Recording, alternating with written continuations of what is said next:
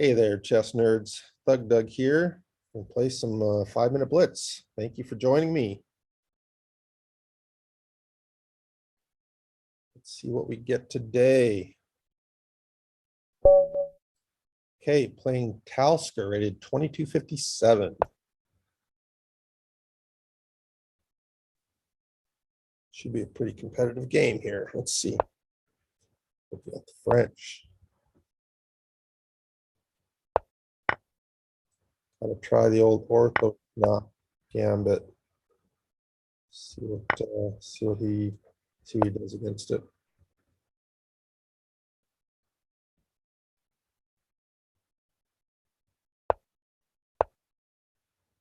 Okay. Sack another pawn here. I should play d2. It's the best move. Knight c3, I can play knight f3, and then d2 doesn't happen.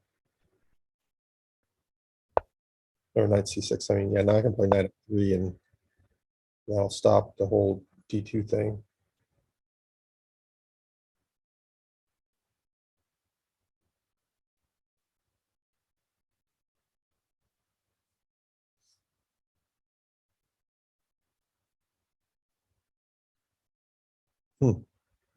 Interesting. Okay, he wants to keep my knight out, but did he really have time for that? I don't know. I think I should castle king side. I think castle king side instead of queen side.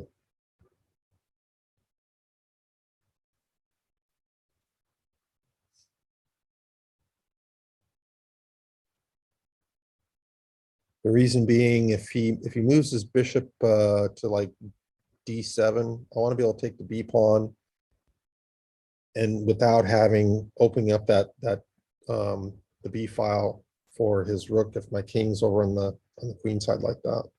So kind of just trying to forestall his development by pressuring the b pawn. His queen's blocking the bishop, so I'm going to get a pawn back. So I'm really only going to be probably down one pawn. It's pretty good compensation for a pawn. I do have to be careful of knight coming here, but right now that's not happening because of check threats. We just have to go back. Don't waste time. And meanwhile, I'm playing rook e1 next probably with some sort of threats. I don't know. Got to get his king into safety somehow. And that e-file is going to get real uncomfortable at some point. That's why d2 early is real good. Kind of breaks up my all my plans. If he tries a move like say knight g4, then I'm just going to play rook e1, and that's just going to be really uncomfortable. And bishop e6 doesn't work. I take the b pawn. Too many threats.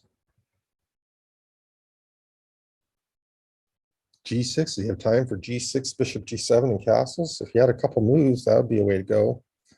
But yeah, it doesn't look so good either. The more I look at this position, the more I don't like it for him.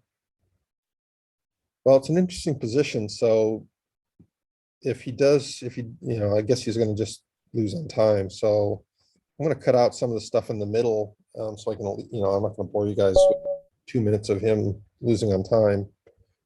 But I do want to analyze the position and see what it says. Very interesting. That's got me up 0.7 here. And yeah, bishop d7. Bishop d7, queen takes, right here. Queen takes.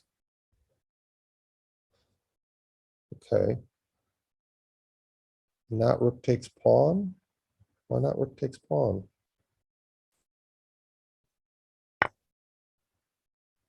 Okay, that's terrible because it gives me time to get on the e-file. So he's gotta keep keep the pressure on. What about, let me go back here. What about queen here?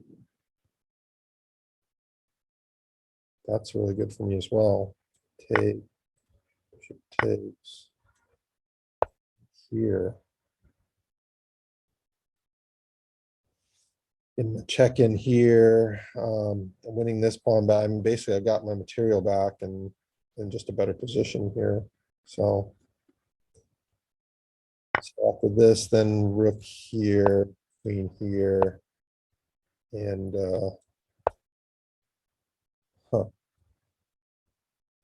forces a trade of queens. This is how black can get out of trouble, basically. Very interesting. Very interesting. It's a slight advantage for white here, it looks like. Okay, well, that was fun. Thank you guys for watching. Take care.